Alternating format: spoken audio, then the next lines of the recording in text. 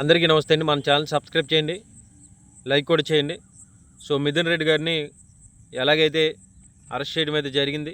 So ఎప్పుడెప్పుడు మిథున్ రెడ్డి గారిని arrest చేస్తారని చెప్పేసి మన ఆంధ్రప్రదేశ్లో చాలామంది అయితే ఎదురు చూడడం అయితే జరిగింది.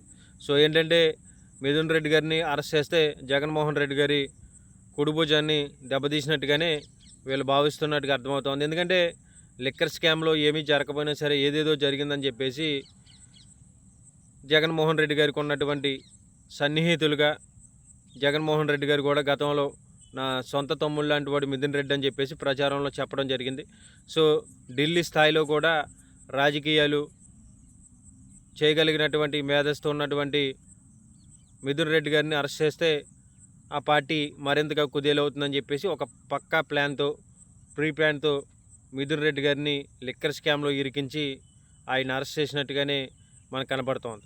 సో నిజంగా నిన్న దాదాపుగా 8 గంటల పాటు విచారణ చేసినటువంటి సిట్ అధికారులు బయటికి ఏమీ చెప్పలేదు, విచారణకు సహకరించలేదని చెప్పేసి మిథున్ రెడ్డి గారు కొన్ని పత్రికల్లో అయితే రావడం అయితే జరుగుతోంది. సో ఈ విచారణకి సహకరించలేనటువంటి వ్యక్తి ఎక్కడో ఢిల్లీ నుంచి గన్నవరం ఎయిర్పోర్ట్ నుంచి విజయవాడ సిట్ అధికారుల దగ్గరికి వస్తారా? రారు కదా. ఆయన సహకరించడం, కానీ ఏంటంటే ఇక్కడ ఏమీ లేదని ఏదో ఉందని చెప్పేసి బలవంతంగా ముందు చేసినటువంటి సిటీ అధికారులు వాళ్ళ కొంతమంది నాయకుల్ని తీసుకున్నటువంటి వాంగ్మూలాలు ఇవన్నీ కూడా బలవంత సంతకాలు ఇవన్నీ కూడా పెట్టించుకుంటున్నట్టుగా తెలుస్తూ ఉంది. అయితే ఈ అరెస్టు ఒక మిథున్ రెడ్డి గారితో ఆగదు. ఇంకా ఏంటంటే వీళ్ళు బిగ్ బాస్ అరెస్ట్ ఎప్పుడని చెప్పేసి పత్రికల్లో కొన్ని కథనాలు అయితే రావుతుంది. ఆ బిగ్ బాస్ ఎవరంటే మాజీ ముఖ్యమంత్రి జగన్మోహన్ రెడ్డి గారు. ఆయన్ని కూడా ఈ లిక్కర్ స్కామ్లో ఉన్నారని చెప్పేసి వీళ్ళందరూ వాంగ్మూలాలు జగన్మోహన్ రెడ్డి గారు చేయమంటే చేసామని చెప్పేసి వీళ్ళ తప్పుడు వాంగ్మూలాలు సృష్టించి జగన్మోహన్ రెడ్డి గారిని కూడా ఎక్కువ శాతంగా అరెస్ట్ చేసే అవకాశాలు అనేవి కనబడుతూ ఉన్నాయి. సో మిథున్ రెడ్డి గారి గురించి చూసుకుంటే మనం 2014లో ఎంపీగా గెలవడం జరిగింది.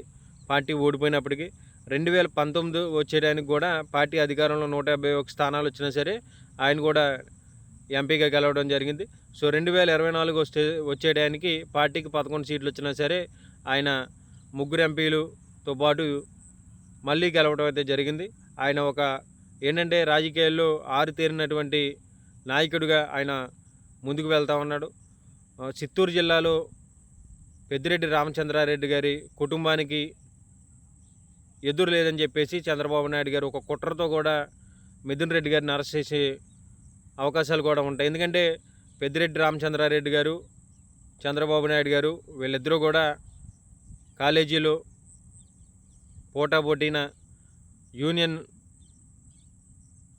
యూనియన్కి సంబంధించినటువంటి ఎలక్షన్లో కూడా వీళ్ళిద్దరూ కూడా చంద్రబాబు నాయుడు గారు, పెద్దిరెడ్డి రామచంద్రారెడ్డి గారు కూడా పోటీలు చేయడం జరిగింది. సో అక్కడ కొన్ని గొడవలు కూడా పెద్దిరెడ్డి గారికి చంద్రబాబు నాయుడు గారికి ఉన్నాయని చెప్పేసి కొంతమంది చెప్తూ ఉంటారు.